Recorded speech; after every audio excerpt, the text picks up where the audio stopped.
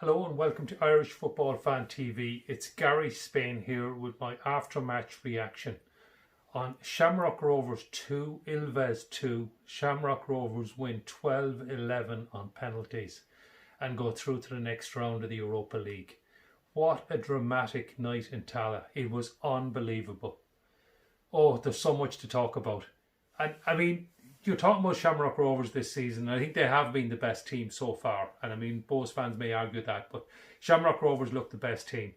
And they've looked the best team with their passing, their movement, their skill. That wasn't what won them this game tonight. This game was won with heart and character and guts. And they just dug in. Just so much happened. First 10 minutes, Rovers started very badly. Stephen Bradley actually admitted it himself. You could check out his after-match reaction.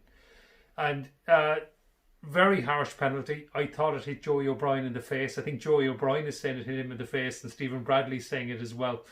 Give us your thoughts in the comments. You saw the stream. Maybe you've watched it back a few times. Anyway, Ilves took the lead. They probably deserved the lead from their start. But that really woke Rovers up and they went straight at them, pressed really hard. From an Ilves goal kick, it was Ronan Finn won the ball. Sorry, Aaron Green won the ball, gave it to Ronan Finn. Squared it back for Graham Burke and a lovely finish with a low shot in off the far post. 1-1. And for the rest of the first half, it was all Rovers. They had a good penalty shout. Probably a bit biased. Watching it live, I thought it was a penalty, but I believe when you watch it back on the stream, the referee probably got it right. Anyway, we'll give him that one. Their keeper made a couple of desperate saves. They were under a lot of pressure, and Ilves were the happier side to see to hear the half-time whistle. 1-1 at half-time. I thought Rovers were going to kick on and win the tie. Second half, much more even. In fact, Ilves were probably shaded the second half. I thought they were the better side. And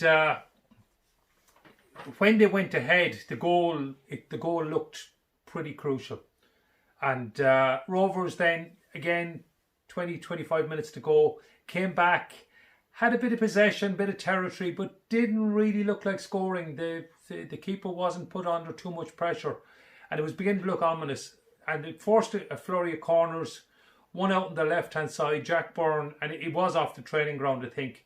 Took it to the near post, a bit lower than Pico Lopez might have liked, but he managed to get there and stick it in at the near post. Great goal. Great team goal, obviously well worked. So 2-2 and anyone's game.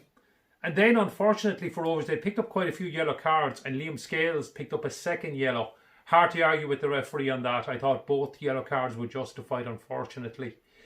And then Rovers are really up against it. You're up against the Finnish cup holders, top side in Europe, and extra time. Rovers were glad to get to extra time first of all. And then extra time was a slog. It was a hard slog. It was in the rain and the wind, and they dug in and they dug in and they battled, and they took it to penalties. And, well, where do you go? Jack Byrne unfortunately missed first time up. Ilves took some incredible penalties. They missed one as well, hit the post. And it went to sudden death, 4-4 after 5.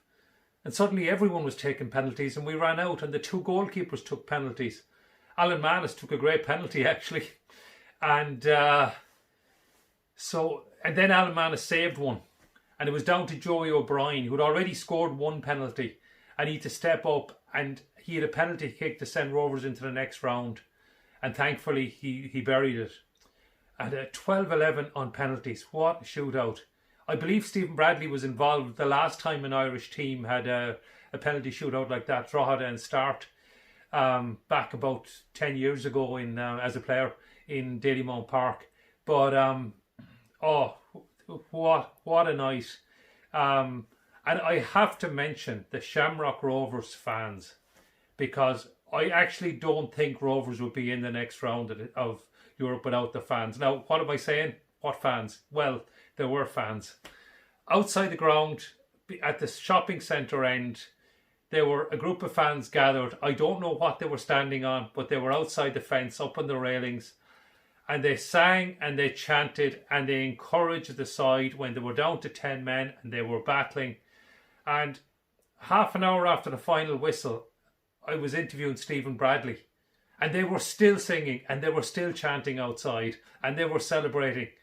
And at 20 to 12 at night, when I left the ground, it was that late, the fans were outside celebrating. And you could see what it meant to the team and the lift they gave the team. And the Rovers miss... Oh, look, everybody misses having fans in the ground, but I think Rovers really miss it, because that support was absolutely incredible. And I think it got him over the line. And Stephen Bradley referenced that as well. But in general, what a night. And what a night for the guts and character of Shamrock Rovers. And I don't think anyone's going to fancy facing them in the next round. The draw's on Monday. Rovers fans, let us know your thoughts. You must be absolutely delighted with that performance. And that, what a performance. Who do you want in the draw? Let us know your thoughts in the comments, and don't forget to like and subscribe.